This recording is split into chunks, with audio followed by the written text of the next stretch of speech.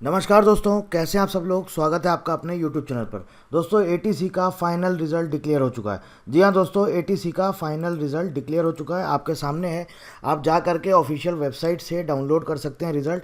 मैंने टेलीग्राम पर भी डाल दिया है, आप हमारे टेलीग्राम चैनल से भी पीडीएफ इसको डाउनलोड कर सकते हैं।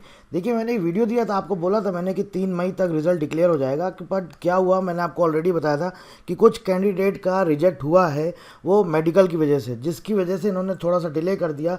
और आज 13 मई को आपका फाइनल रिजल्ट डिक्लेयर हो चुका है। आप जा करके ऑफिशियल वेबसाइट पर देख सकते हैं। और यहाँ पर देखिए क्या है, सारे कैंडिडेट्स का रोल नंबर दिया गया है दोस्तों, कैंडिडेट का नाम दिया गया है और लास्ट में इन्होंने कट ऑफ दिया है। कट ऑफ में थोड़ा सा चेंजेस है, ऑब्वियस है, फाइनल लिस्ट है तो फाइनल सिलेक्शन है, मतलब कि जो कट ऑफ आएगा वो थोड़ा सा ज़्यादा बढ़ के आएगा।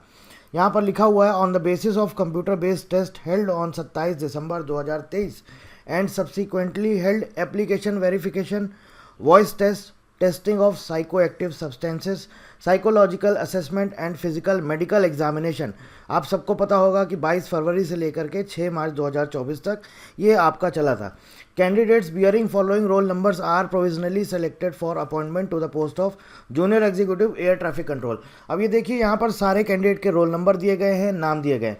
करणवीर सिंह, मधुरिमा भौमिक, देवादित्य साहा, अपराजिता मुखर्जी, यजपाल, ये सारे कैंडिडेट के यहाँ पर नाम दिए गए हैं और इसके साथ साथ रोल नंबर दिए गए।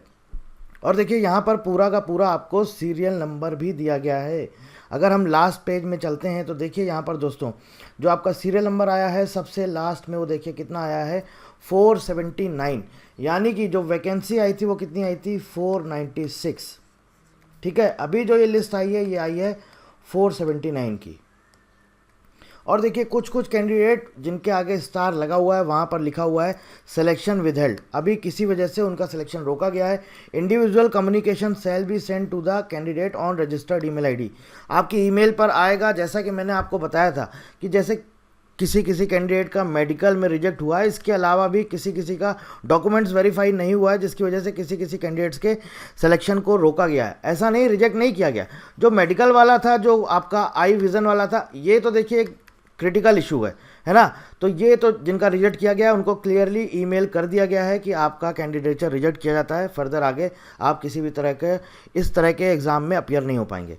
ये तो क्लियर रिजेक्ट किया गया था। लेकिन कुछ कुछ कैंडिडेट्स ऐसे हैं जिनका डॉक्यूमेंट्स वेरीफाई करने में कुछ कुछ गड़बड़ी आई है, कुछ डॉक्यूमेंट्स वेरीफाई नहीं हुए, जिनकी वजह से उनका सिलेक्शन रोका गया। उनको बोला गया आपको अलग से बाद में मेल भेजा जाएगा, मेल पर आपको रिप्लाई करना होगा, आप रिप्लाई करेंगे, उसके बाद आपके पास दोबारा से आपको कम्युनिकेट किया जाएगा, फिर आपके पास रिप्लाई आ जाएगा।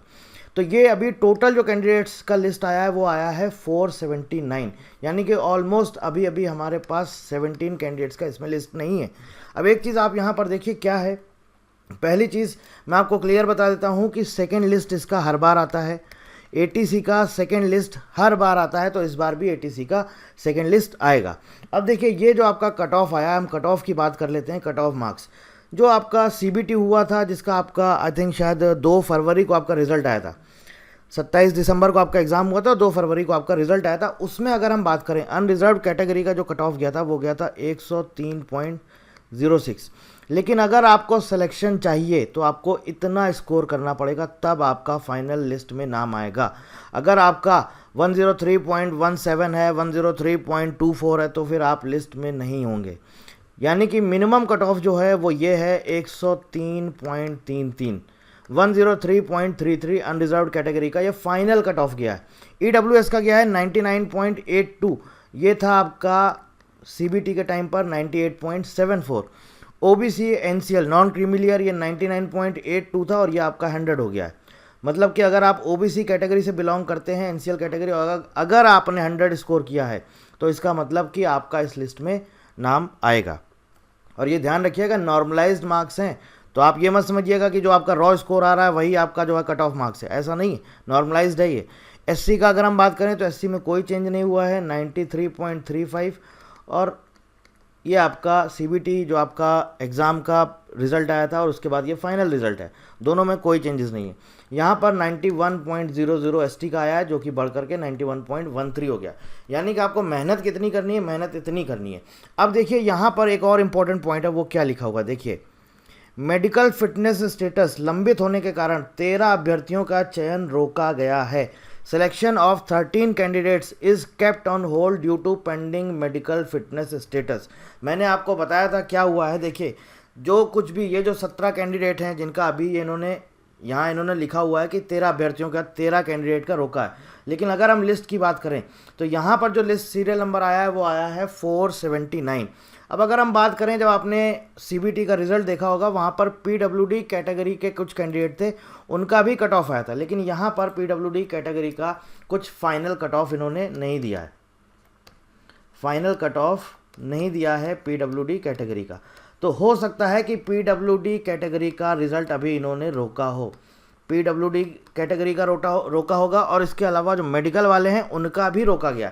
देखिए, जो आई वाला विज़न वाला जो स्टेटस था वो तो क्लियरली था, जिनको इन्होंने रिजेक्ट किया उन्होंने भेज दिया, लेकिन जिनका होल्ड पर है उनको भी इन्होंने बाकायदा मेल किया है कि आपका मेडिकल फिटनेस का जो भी इशू है उसकी वजह से आपका होल्ड किया गया है।